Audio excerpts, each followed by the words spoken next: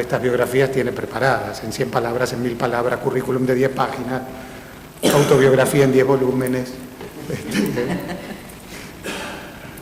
Entonces le mandé la pequeña biografía y le dije, el título te lo debo, déjame que piense de qué voy a hablar y después te mando el título. No, necesito un título urgente para colgarlo en el sitio y... de manera que le mandé un título. Este título de la charla de hoy, The Dead, o sea, desde ahora y para siempre, que es el título de el último cuento de dublineses de Joyce, y en castellano, desde ahora y para siempre, eso fue filmado por John Huston, fue la última película que hizo John Huston, y el título con el que se estrenó en castellano fue Desde ahora y para siempre. Desde el momento en que yo le puse este título a esta charla, sabía que de lo único que no iba a hablar en esta charla era de eso. Porque los títulos, como sabemos, tanto los traductores audiovisuales como los traductores de teatro, la semana pasada Ingrid Pellicori comentaba que había traducido no sé qué obras, salvo el título que se lo puso el director. Y hace un par de días en la página del Trujamán del Instituto Cervantes leía libros de lingüística cuyo título en castellano no tiene nada que ver con el título original en inglés. Y con las películas, como ustedes saben, pasa lo mismo. Los títulos no se traducen, se ponen, los pone la gente de la distribuidora, ni siquiera los ponen los traductores. Más de una vez los distribuidores, para los que traduzco, me dicen, si se te ocurre algún título para la película, vos que la viste, mándamelo. Y yo, como soy un mercenario que trabaja por lo que le pagan, y no me pagan como creativo de agencia publicitaria, sino como traductor, lo que les mando es la traducción del título, o 2 o 3 traducciones posibles. Y la respuesta que obtengo es habitualmente, pero esa es la traducción.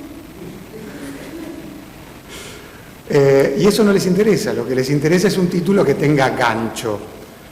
Cuando me dicen eso yo les digo, bueno, ponele el Capitán Garfio. El título se pone de acuerdo con supuestos criterios comerciales, con supuestas ideas como tiene que vender. Siempre recuerdo una película que se llamaba Shanghai Surprise, o sea, sorpresa en Shanghái, la sorpresa de Shanghái, algo por el estilo. Como actuaba Madonna y Sean Penn, el distribuidor decidió ponerle a Madonna en el título de la película traducida. Acá se llamó Las aventuras de Madonna en Shanghái. Pensando, bueno, con eso me garantizo algún público más. No la vio ni el loro la película. Pero bueno, ellos suponen o buscan esos criterios comerciales que hacen que no traduzcan los títulos, sino que los pongan. Por lo tanto, yo sabía desde el principio que no voy a hablar de ese título, o sea, no voy a hablar más, ya hablé suficiente. Lo que no sabía era desde qué perspectiva abordar esta charla. Sí era consciente, soy consciente de que en general los traductores no conocen nada de traducción audiovisual, ni los aspectos técnicos, ni siquiera los aspectos estéticos. Y también era consciente de que no iba a poder hablar de todo. Por lo tanto, decidí hacer lo que hago siempre, hablar de nada. No, hablando en serio, lo que se me ocurrió fue empezar a pensar en una diferencia básica, elemental, que hay entre la traducción cinematográfica y la traducción literaria, y que tiene que ver con la materia prima con la que trabajamos. Esa materia prima, que aparentemente es la misma, o sea, la palabra, las palabras, que aparentemente es la misma, decía, para traductores literarios y para traductores audiovisuales, sobre todo, por ejemplo, cuando nos toca traducir una obra literaria, una obra de Shakespeare que haya sido llevada a la pantalla y que respete en el cine la letra shakespeariana. Bueno, de todas maneras, aún en esos casos, esa materia prima no es la misma. No es la misma porque la plastilina, la arcilla de las palabras, tiene un tiempo de secado, un tiempo de cocción absolutamente diferente. Si tomamos a Joyce, por ejemplo, ya que estábamos con Joyce, no con dublineses porque ahí no hay creación de palabras, pero sí con el Ulises, obviamente mucho más con el Finnegans. Pero desde el vamos con el Ulises, la construcción de palabras, a veces tomando palabras de raíces de idiomas diferentes, para construir una sola palabra, que hace Joyce en su obra y que puede hacer un traductor literario en su traducción, por inesperadas, por imprevistas, que sean esas construcciones, esas creaciones, no la podemos hacer los traductores de cine, los traductores audiovisuales. ¿Por qué? Porque la palabra la arcilla se va a secar y se va a romper mucho más rápido en el cine que en la palabra escrita. ¿Por qué entran en juego variables en cine que no entran en juego en la traducción literaria? Y esas variables se convierten en fundamentales para nosotros cuando pensamos en la traducción. Me refiero fundamentalmente a la variable del tiempo de lectura del que va a disponer el lector o el espectador. El lector va a disponer de un tiempo de lectura infinito, va a disponer del tiempo de lectura que quiera. E incluso si ha dado vuelta a la página, puede volver atrás y retomarla en el punto que quiera. El lector audiovisual, el lector de un subtitulado, no. Va a tener una palabra, va a tener esa palabra en pantalla durante un tiempo muy breve, siempre menos de 5 segundos, a veces menos de 1 segundo. Y va a desaparecer para siempre esa palabra. Y si el espectador, lector, solo tuvo tiempo para verla y desconcertarse ante la palabra, y después esa palabra desaparece, y el espectador, lector, se queda pensando en esa palabra, en vez de seguir con el ritmo narrativo de la película, se fue de la película. Y esa traducción que hicimos nosotros se convirtió en contraproducente, porque dejó al lector pensando en algo que no tenía que pensar. Porque obviamente nuestra traducción es auxiliar, no es como la literaria. Habitualmente yo uso la metáfora de la traducción literaria es como una prótesis en la que sacamos el miembro original y ponemos uno de reemplazo que sirve para cumplir exactamente la misma función y que va a ser perfecto si cumple una función equivalente. En la traducción para subtitulado no sacamos el miembro original. El miembro original, el texto original, está ahí, oralmente. Y nosotros lo vamos a tener, lo que vamos a aportar, en vez de una prótesis, es un bastón que va a ayudar al espectador a caminar por la película, a transitar por la película. Y tenemos que tratar de que ese bastón sea lo más eficiente posible. No lo más lindo posible, lo más eficiente posible. No lo más caro posible. Quizá un bastón de aluminio, por liviano y por el tamaño exacto, sea mucho mejor que un bastón de oro o de diamantes, pesado y largo o corto.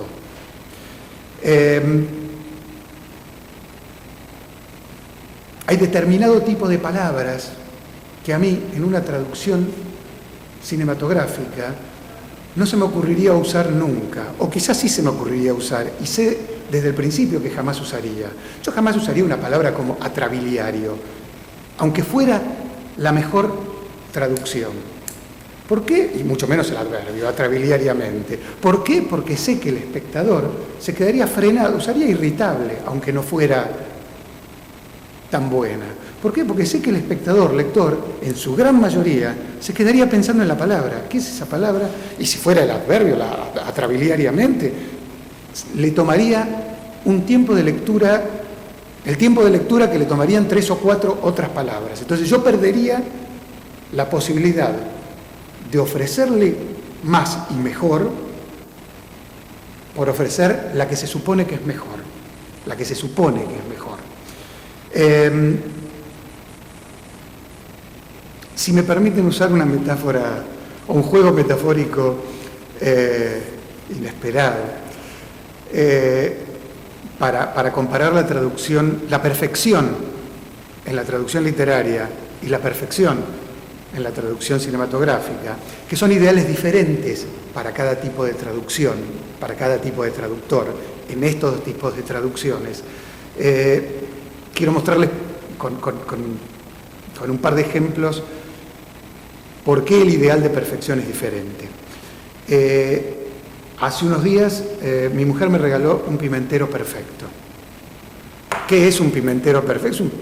Seguramente quienes conozcan de esto, es un pimentero francés, sí, de la misma marca que los autos. ¿Por qué es un pimentero perfecto? Porque cumple su función de, con un breve movimiento, echar una cantidad de pimienta maravillosa y de la forma que uno quiera, que la eche más gruesa, más finita. Y tiene un diseño sencillo, ergonómico, cómodo y nada más. Eso lo hace perfecto. Ese es un ideal de perfección totalmente diferente del ideal de perfección de un gol, por ejemplo. Hace unos días Messi le hizo un gol a un equipo inglés, al Arsenal, hace un par de semanas, con 3 toques de otro mundo. La perfección en un gol es que la pelota entre al arco y que no se lastime el jugador que lo hace. Con eso bastaría para que fuera perfecto, ¿no? Para que la eficiencia es esa, pero eso no lo convierte en perfecto. Para que sea perfecto necesita esos 3 toques mágicos que hizo Messi antes de que la pelota entrara al arco. Bueno, la diferencia entre el ideal de perfección en la traducción cinematográfica y la traducción literaria es eso. La traducción literaria, para ser perfecta, para ser bella, tiene que ser como el gol de Messi. Tiene que tener esos 3 toques mágicos. La traducción cinematográfica, para ser perfecta, para poder ser bella en ese sentido, tiene que ser eficiente, ergonómica, como el pimentero. Hace unos días fui a ver una película que para cine traduje yo no la había visto, la traduje sin verla, eso es algo muy común en la traducción cinematográfica, traducimos sin ver. Ahora es menos común porque ahora es fácil disponer de DVDs, etcétera, o de DVDs para las películas. Aún así, cuando yo empecé en 1985, ni siquiera el video, el VHS comercial era común, y mucho menos para que se hicieran copias para un traductor perdido en un país perdido. Entonces nos acostumbramos a traducir sin imagen. Habitualmente, cuando me toca hoy hacer una traducción de ese tipo, yo le digo a mis clientes distribuidores, yo te la cobro como si fuera buena, no me hago responsable del resultado. Decía, hace unos días fui a ver una película que traduje en cine, si la ven en DVD o en algún otro lado la traducción no es mía, si la ven en cine sí, que es El discurso del rey, y fui con mi hijo menor, que tiene 13 años, recién cumplidos. Cuando salíamos del cine, él me decía, la traducción, Este dato de que tiene 13 años es importante. Un chico de 13 años, de 12, esa edad, empieza a leer subtitulados. Los chicos de 10 años no leen subtitulados, los de 11 empiezan a leer. Antes, los chicos menores ven películas dobladas y no van al cine a ver películas subtituladas porque no alcanzan a leer los subtítulos. Lo que me decía respecto de esta película es la traducción. Estuvo bueno porque la pude leer toda, porque Susana, que es la técnica del laboratorio que pone en pantalla estos subtítulos que yo hago, los deja más tiempo, los subtítulos. A lo cual yo le tenía que decir, no, es al revés. No es que ella los deja más tiempo, sino que a mí me dicen, este subtítulo va a estar en pantalla 3 segundos. Todo este texto va a estar en pantalla 3 segundos. Yo puedo poner la cantidad de palabras que yo quiera en esos 3 segundos. Nada más que yo sé que va a estar 3 segundos. Si yo pongo 10 palabras, el subtítulo va a desaparecer cuando el lector, cuando el espectador haya leído 7. Las últimas 3 no las va a leer. Y si se trata de una oración que ha sido dividida en 3 subtítulos, porque es una oración muy larga, y ustedes, lectores, leen el primer subtítulo y se pierden 3 palabras, leen el segundo subtítulo y se pierden 3 palabras, y leen el tercer subtítulo y se pierden las últimas 3 palabras, leyeron de una oración un pedacito, un pedacito y un pedacito. Y no les sirvió. No saben qué se dijo. Obviamente hay un montón de recursos elementales para eliminar palabras que nosotros los traductores con el tiempo aprendemos rápidamente. Pero hay un montón de cosas imposibles. Por eso todos ustedes, cuando van al cine y ven que falta texto, muchas veces codean a quien está al lado y le dicen, no, también dijo tal cosa, eso no lo pusieron, no sé por qué. Bueno, por esto. Por eso una traducción perfecta en cine es totalmente diferente de una traducción perfecta en literatura. No sé, como introducción a todo esto, sí, hubo otra cosa que me pareció interesante con respecto a la película del Rey y que nos puede llevar a la película del Rey, al discurso del Rey. La película del Rey fue otra, pero argentina. En la película aparecen un par de trabalenguas en inglés y yo, que no la había visto, usé uno equivalente en castellano. El tema de los trabalenguas es interesante, porque en un subtitulado yo puedo usar el trabalenguas que se me ocurra. Mi hijo me sugirió uno que hubiera sido mejor que el que yo usé. Y yo me di cuenta de eso cuando vi y oí la película. Si no, no se me hubiera ocurrido por qué podía ser mejor este otro. Un trabalenguas tradicional, leído por cualquiera de nosotros, no nos presenta dificultades de lectura. Las dificultades son para decirlo en voz alta. Si lo estamos leyendo en un subtitulado, no tenemos ningún problema. Hay textos que aparentemente no son trabalenguas. El principio de la película, el principio de la novela El señor presidente, de Asturias, tiene un juego de aliteraciones: alumbra, lumbre de alumbre, luzbel de piedra lumbre sobre la podredumbre. Si esto lo ponemos en un subtitulado, esto no tiene dificultades de pronunciación, pero si lo ponemos en un subtitulado, el lector que lo va a ver en subtítulos de a cachitos no va a ser consciente de si ya leyó ese principio, si no lo leyó, va a volver a leer parte del subtítulo. O sea, poner eso como subtítulo puede ser contraproducente para el lector. Entonces, fíjense cómo es distinta la concepción de un trabalenguas para nosotros en la lectura que en la audición, y de lo que puede convertirse en un trabalenguas porque va a desaparecer de pantalla o por su duración en pantalla. Bueno, no sé cuánto tiempo llevo hablando, no quiero hablar en principio de más aspectos técnicos que esto, se me ocurre que me van a preguntar algo sobre eso. Bueno, sí, podemos empezar entonces con las preguntas. Lo que sí, no se olviden, antes necesitan el micrófono por la filmación, ¿sí? ¿Alguien quiere empezar? Ian, sí.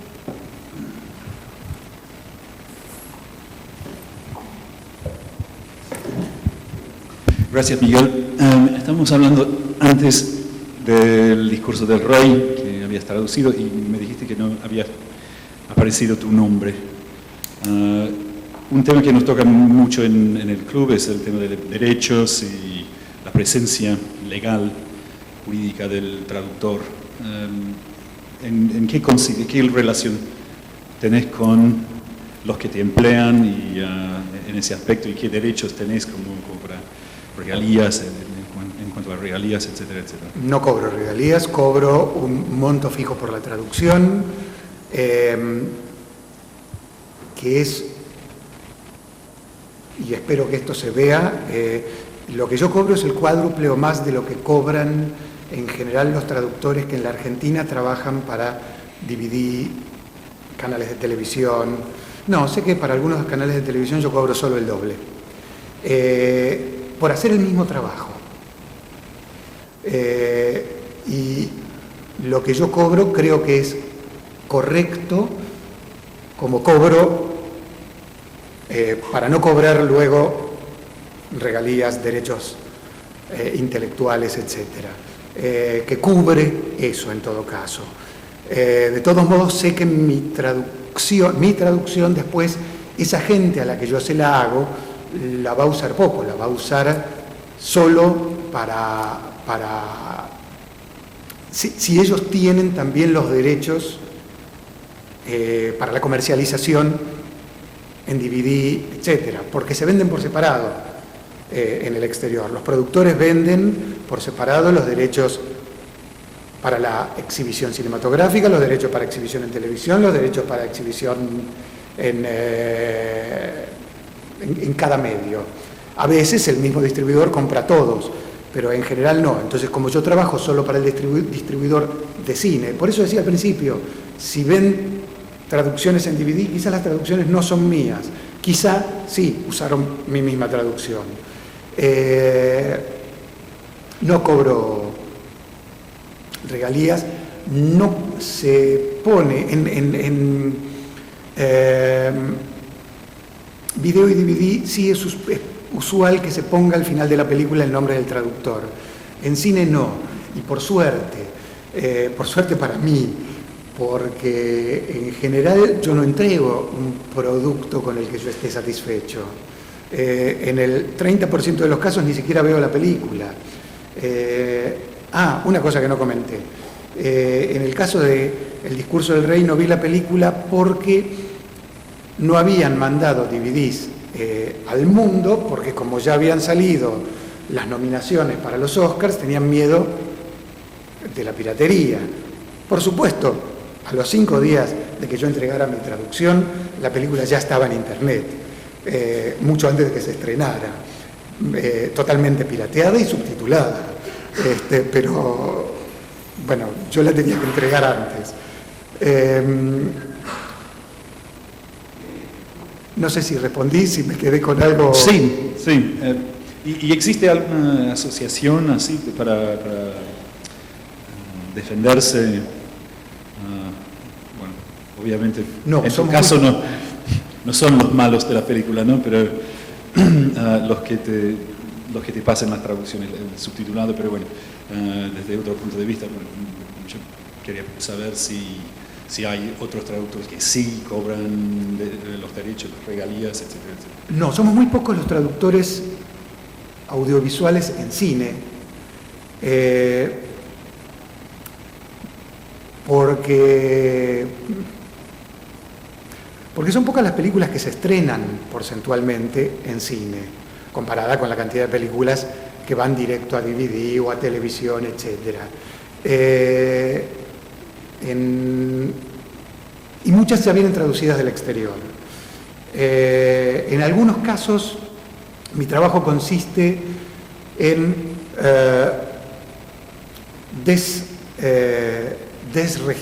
quitar marcas regionales. Tengo clientes importantes de las grandes empresas internacionales de cine que traducen en México, con traductores que traducen también como yo, en ese neutro que no sé qué es, pero al que yo traduzco, y que no existe, pero al que yo traduzco, pero en un neutro para el mexicano, y me las dan a mí también, me pagan a mí, para que aquella maleza que haya quedado en la traducción que hizo el mexicano, yo se la termine de quitar, en la medida de lo posible. En algunos casos consiste el quitar maleza en reemplazar una forma local mexicana por otra local argentina, o digamos, no existe forma neutra de decir en castellano: yo puse las valijas en el baúl del auto. No existe ni valijas, ni baúl, ni auto. Y lo sabemos. Y quizá ni el verbo poner se usaría en muchos países. Tenderemos a poner maletas, tenderemos a poner quizá cajuela, tenderemos a poner, sí, auto. En España, por supuesto, tenderán a poner coche. Nosotros auto. No automóvil porque es demasiado larga. Pero de todas maneras trato de sacar la mayor cantidad de maleza posible. Así todo, la cantidad de películas, del 100% de películas que se estrenan en la Argentina en cine, se traducen aquí el 30%. De ese 30% yo traduzco la mayoría. No son tantas. Por lo tanto, tampoco hace falta una cantidad de traductores grande como para que después se legisle. A mí me vendría muy bien que se legislara para mí, pero me parece socialmente poco útil. Sí habría que cuidar esto en otros ámbitos, televisión, video, DVD, en donde, ámbitos en los que hay muy poca protección al trabajo del traductor, hay muy poca protección a todo. De todas maneras, quiero decir que los que me dan el trabajo, esos que no son los malos de la película, son en general lo contrario, son los buenos de la película, porque son los que corren riesgos y traen para que se estrenen en la Argentina muchas veces películas que de otra manera no veríamos nunca. Las grandes empresas quizá traducen afuera directamente, y esas no nos van a dar el trabajo. Aquellos que traen películas inglesas, francesas, coreanas, chinas, vietnamitas, suecas, etcétera, lo hacen corriendo el riesgo de perder dinero en el estreno. Entre la compra del material, la inversión publicitaria que hacen, la inversión en copias de películas, en traducción, etcétera, corren el riesgo de perder dinero y muchas veces pierden. Bueno, no sé si Sí. eso. Sí, yo te quería preguntar cómo te manejas en el caso de las películas que no te llegan en DVD antes de traducirlas o para traducirlas, qué porcentaje te llegan con imagen y sin imagen, y qué diferencia ves vos en la calidad de la traducción de esas películas cuando viste la imagen y cuando tradujiste solamente el texto del guión. Mira, te voy a dar, en principio, mi forma de trabajar, como yo aprendí a trabajar sin imagen, porque no existía, como decía, en 1985 esto, me acostumbré a trabajar con el texto y traducir el texto.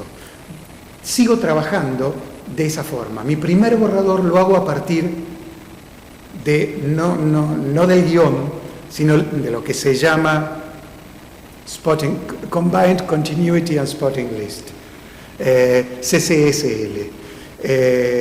O, para decirlo en términos argentinos, el spotting. Sigo trabajando, decía entonces, hago un primer borrador a partir del texto y luego un segundo borrador viendo la película. Una película promedio tiene alrededor de 1000 subtítulos. De esos 1000 subtítulos, en mi primera corrección, corrijo unos 700 u 800. Si no veo la película, creo que me quedo. De hecho, lo que me pasó el otro día cuando vi El discurso del rey, yo hubiera corregido, si bien trabajé y retrabajé ese primer borrador unas cuantas veces, creo que hubiera todavía corregido unos, más allá del error que vi y de los 2 o 3 que quedan feos como traducción, hubiera corregido fácilmente unos 300 subtítulos sobre la traducción final que entregué y que ustedes pueden ver en el cine hoy. Pero hay casos mucho más graves. Recién decía las películas suecas, chinas, francesas, etcétera, que llegan al país. Todas esas películas no se traducen del sueco, chino, francés, etcétera, porque imagínense que en la mayor parte de los países del mundo no existen traductores que además tengan experiencia en traducción audiovisual. No existe en la Argentina un traductor al coreano-español, iraní-español, para traducir las películas de Kiarostami, las películas de Kim Ki-duk. Y menciono 2 ejemplos de películas que traduje yo. Yo traduje cine de Kiarostami, yo no sé iraní, yo traduje películas de Kim Ki-duk, yo traduje películas de Sokurov y no sé ruso. Pero los traductores, los pocos traductores que pueda haber de todos esos idiomas, no tienen ninguna experiencia en traducción audiovisual. Y la traducción audiovisual tiene todos estos requisitos técnicos, esenciales. Entonces, lo que se hace en todo el mundo, lo que hacen los productores de las películas en todo el mundo es, cuando salen a comercializar sus películas, salen con una lista de diálogos ya en inglés. Todas las películas, incluso las francesas, salen desde el inglés. Yo no soy traductor del francés, pero la mayor parte de las películas francesas que ustedes vean en la Argentina en cine son traducción mía. Yo sé francés, entiendo francés y mucho más francés leído y tengo el texto francés, pero la traducción la hago a partir del inglés. En el caso del francés no hay problema, en el caso del italiano no hay problema, en el caso del ruso, yo no sé lo que dice el personaje y yo solo tengo el texto, ni siquiera el texto entero de la película, sino el subtitulado en inglés. El subtitulado que se hizo para una película en inglés, con todo lo que decidió omitir, alterar o ajustar el traductor al inglés de esa película. A partir de eso, yo tengo que volver a adivinar para poder recontextualizar en castellano. Muchas veces deben quedar unas barbaridades en esas películas que mejor que yo no las vea, pero por supuesto tiendo a decir, no, yo esta no te la traduzco, en estas condiciones no te traduzco esta película. Porque obviamente si hay textos como Give It To Me, no podemos ni siquiera saber a qué se está refiriendo ese it, no sabemos si poner dámelo o dámela. Obviamente hay recursos elementales como dame eso. Obviamente también corremos el riesgo de que no sea un eso, sino un esto. Me pasó con el discurso del rey. Hay un eso o un esto que yo use mal. Lea esto, creo que le dice el personaje al futuro rey, y se lo da en la mano. Y yo puse, lea eso, porque supuse que ya lo tenía el otro en la mano.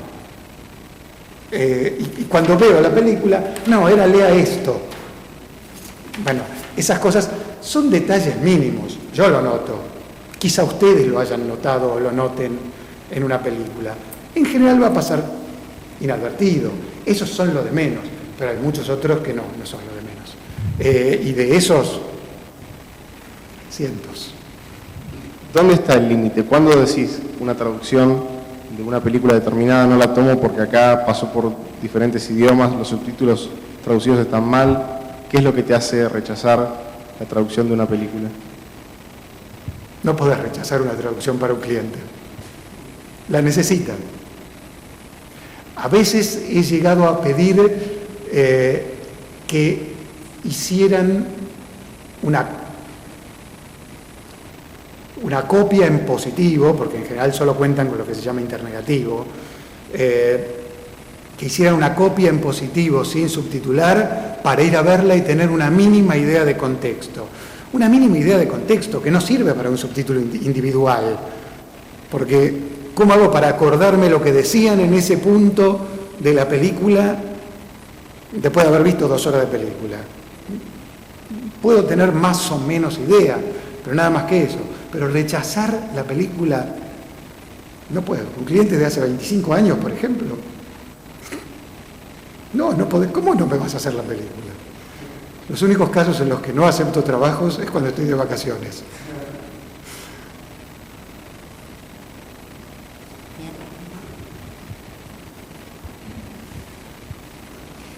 Me gustaría comentarte una anécdota de TRAG, el foro, que se generó una discusión que duró días, que sucedía en una película.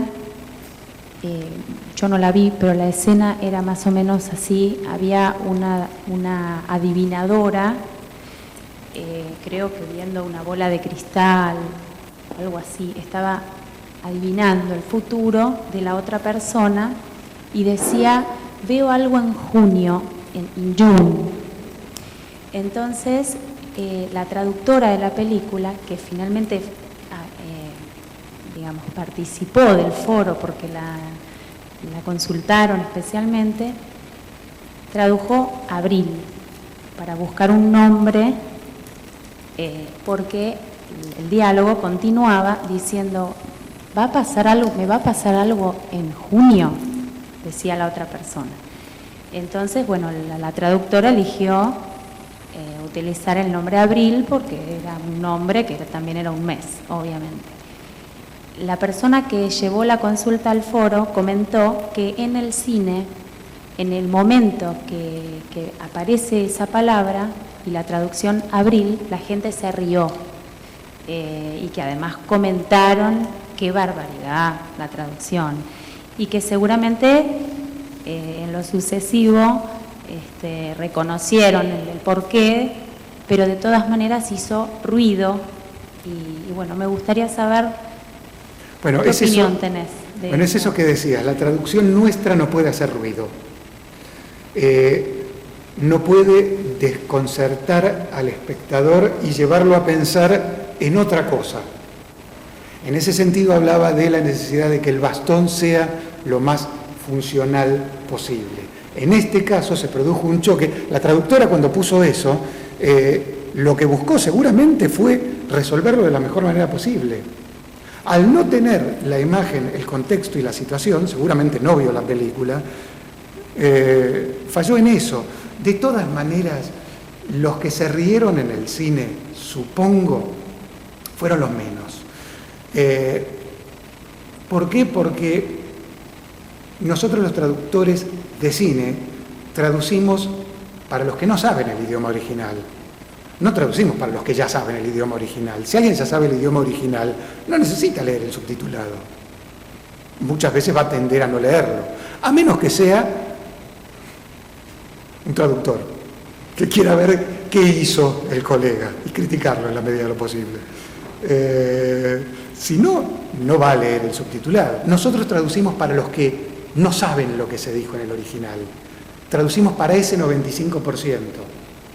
El 5% restante, te puedo asegurar que en general no es más de un 5%, quizá ahí fue demasiado evidente el June y abril, pero no sé si tan evidente, porque incluso en una oración ese June se pierde.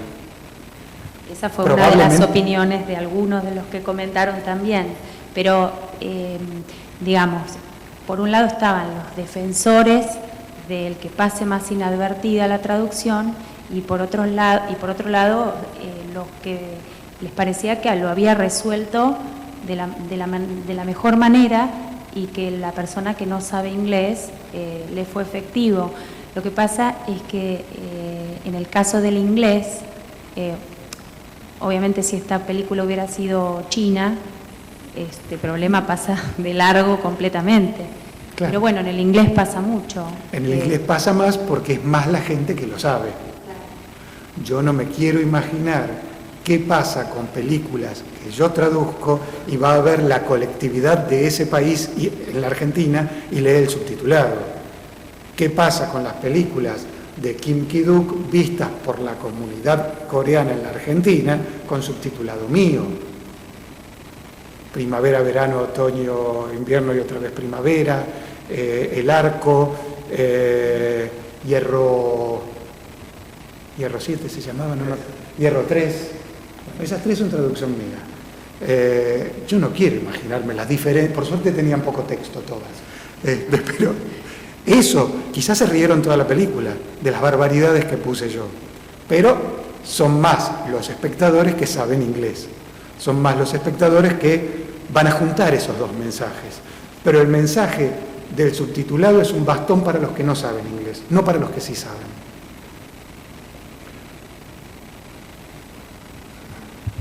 Hablando de bastones, se desprende de tu descripción, digamos, de lo que recibe alguien que lee subtítulos, que es una especie de cieguito que anda con un bastón salteando, digamos, obstáculos que le desplaza el traductor para que su pensamiento no se trabe.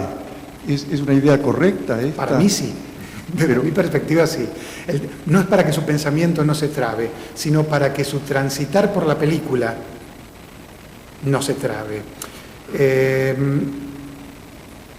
Nosotros necesitamos, cuando un espectador va al cine, va a ver una película, ¿no? Es elemental esta idea.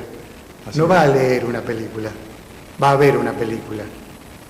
Pero la va a tener que leer. En la mayoría de los casos. Entonces nosotros necesitamos que esa lectura no le trabe su posibilidad de ver la película. Que no se interponga, digamos. Que no así. se interponga, que lo acompañe y lo ayude a gozar en la película de todo aquello de lo que no podría gozar, quizá de la historia misma de la película, por desconocer el idioma. Bueno, gracias.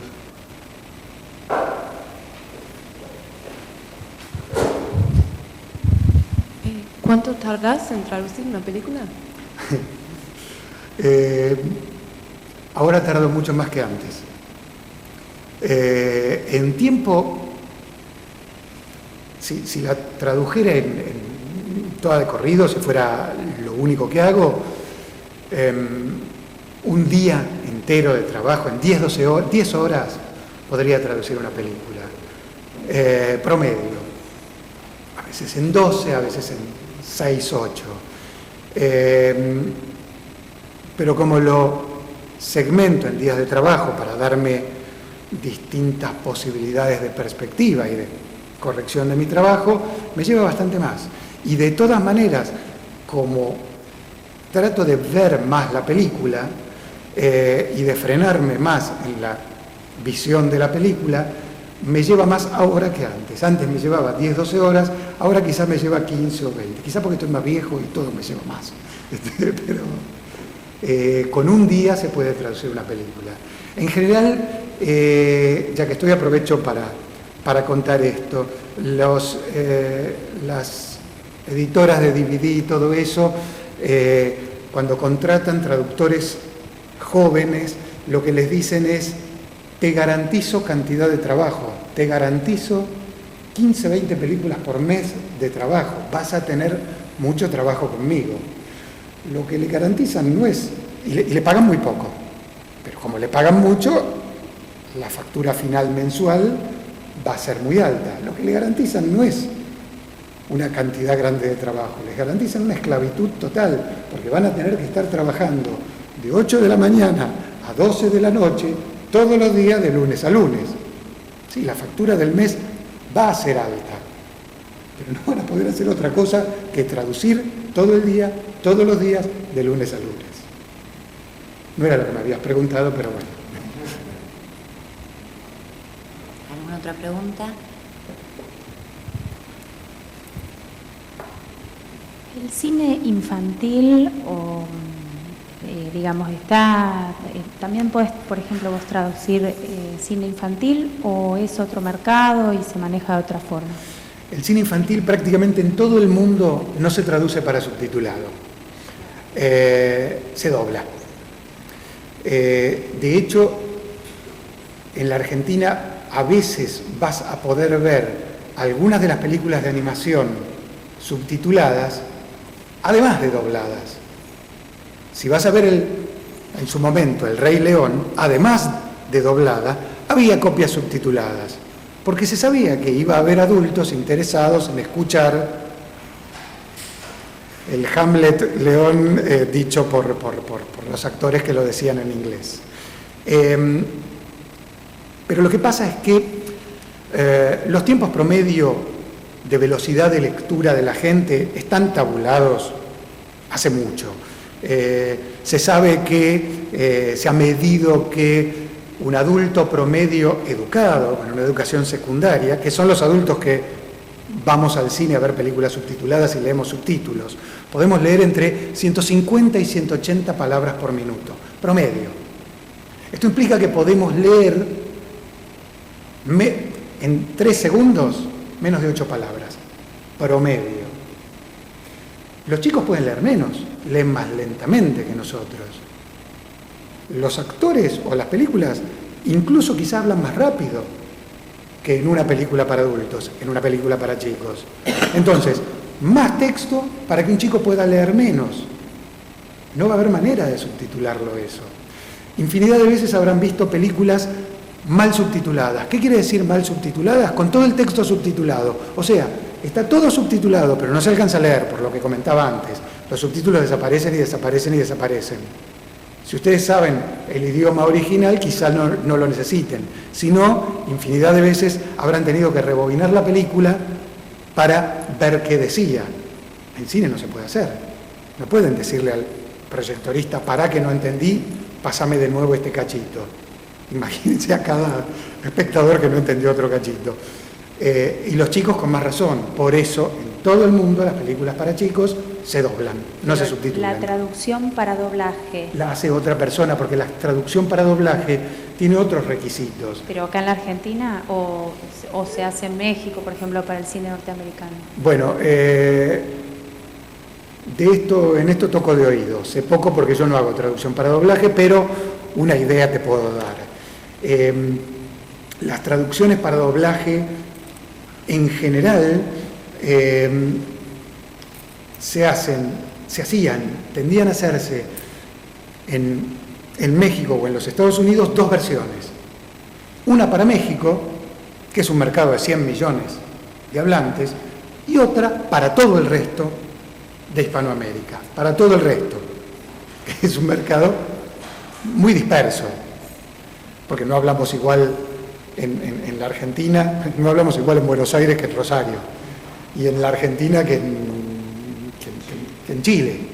De todas maneras, el mercado del cono sur va a ser uno solo, hablamos muy parecido, o aceptamos cosas muy parecidas. Pero bueno, de hecho, las traducciones para doblaje, para chicos, se hacía una de Guatemala para abajo, o sea, para todo lo que no fuera México.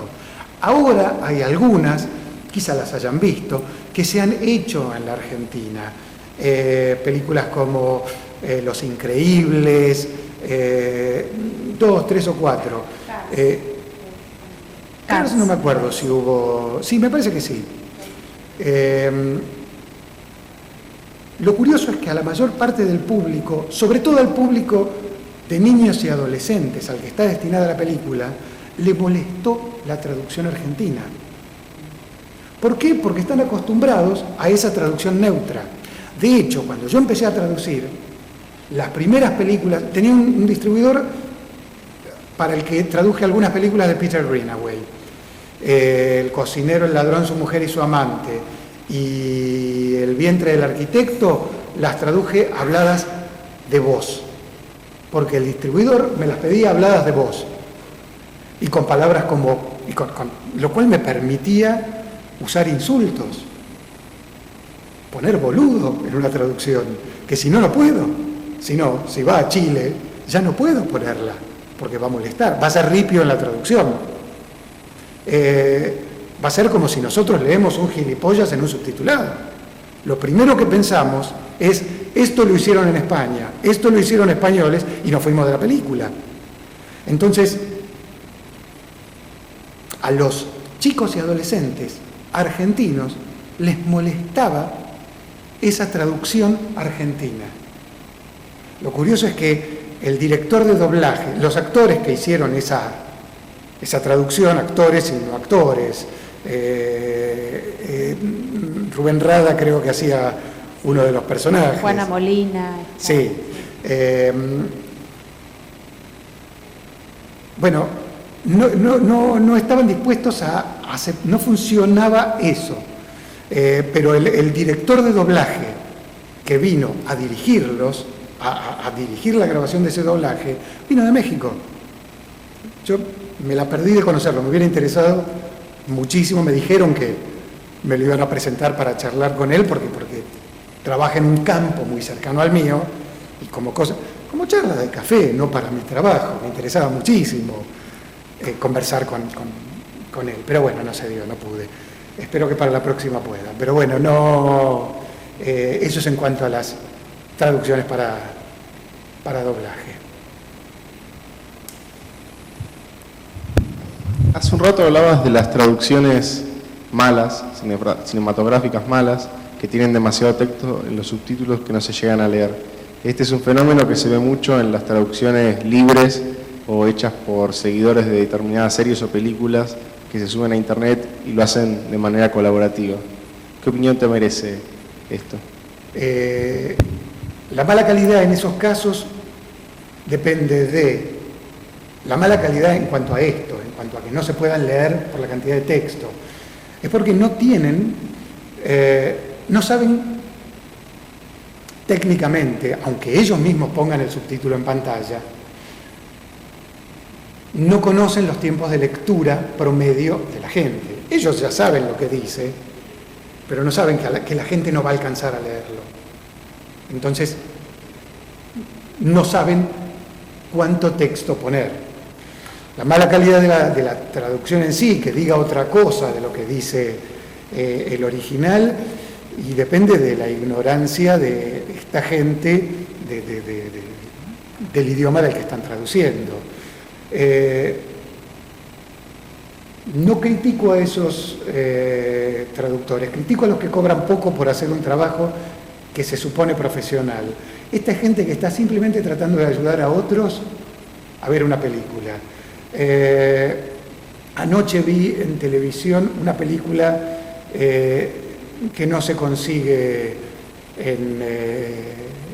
una película inglesa de 1946. Creo que de 1946, Breve Encuentro, porque la semana que viene se da en el British Art Center, viene un grupo galés a darla en teatro, y bueno, quise verla, y bueno, estaba subtitulada de esta forma, y el subtítulo era realmente espantoso. El texto es de Noel Coward y es precioso, y se pierde eso. Pero bueno, esta gente lo que trató es de aportarle a aquellos que no iban a tener otra manera. Porque además la película no está en DVD acá, ni en video, ni en otros medios. No hay otra forma de verla. No hay otra forma de verla y entenderla que gracias a esta gente. No los critico.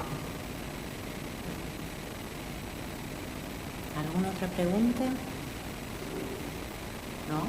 Bueno, hago yo una pregunta. Cuando tradujiste The Dead, la parte donde se lee el poema, ¿cómo te arreglaste con la traducción de ese poema? Por suerte no me tocó traducir The Dead. ¿No? No. El poema, pero no me acuerdo, pero soy un fanático del cuento y de la película. ¿Qué poema? ¿La canción? Se lee de Last of Us? se lee un un poema. ¿Se leía un poema? Sí. Hay una escena, Ian, ¿vos la viste, te acordás? Sí, hace mucho tiempo. Hay una escena donde están todos reunidos y se lee un poema. Yo, en memoria... ¿Sabés que no lo recuerdo? Bueno, en un caso así, ¿cómo resolves si te toca eso, por ejemplo? Bueno, toca... O si te toca un Hamlet, por ejemplo. O... me ha tocado un Ricardo III. Ah, bueno, estamos bien. El del que hacía Ian McKellen. Me tocó Virginia Woolf, Orlando y Mrs. Dalloway. Orlando, complicado. Me tocó Pinter, pero un Pinter ya directamente, Pinter ya es dramaturgia, ya es era Churchill Diary se llamaba, con Ben Kingsley y Glenda Jackson era la actriz, me parece que sí. 1980 y tanto.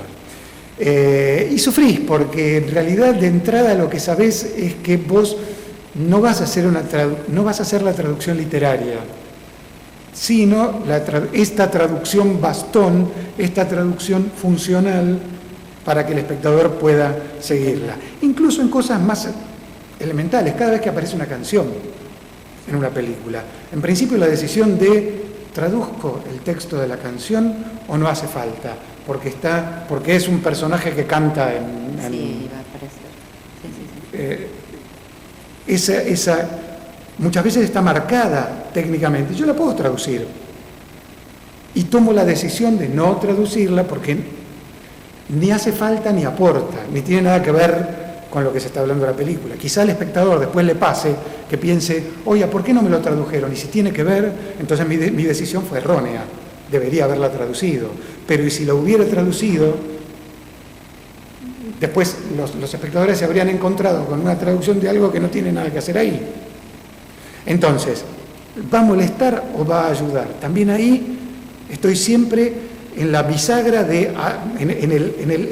caminando por la cornisa de ¿me caigo para este lado o me caigo para este otro? Para cualquiera de los dos me voy a caer. Si tengo que traducirla, y voy a caer en el lado de la traducción bastón, que nunca va a ser una bella traducción literaria, y si tengo que en The Dead, la cantidad de juegos aliterativos que hay sobre el final, con faintly falling and falling faintly, en la última frase hay un his soul soon slowly upon no me acuerdo qué, y qué haces con eso. Lo mismo que me pasaba con el trabalenguas, que es menos lírico, pero es el mismo tipo de problema. ¿Qué hacemos con la palabra? Y a eso iba de entrada cuando decía la palabra como materia prima para nosotros en cine se seca y se quiebra mucho más rápido de lo que se seca y se quiebra en literatura, donde disponemos de un tiempo infinito, eterno, el mismo del que dispone el lector del idioma original. ¿Alguna pregunta más? ¿No? Bueno, entonces, Miguel, muchas gracias por haber venido y los esperamos el lunes 4 para el próximo encuentro. Buenas noches.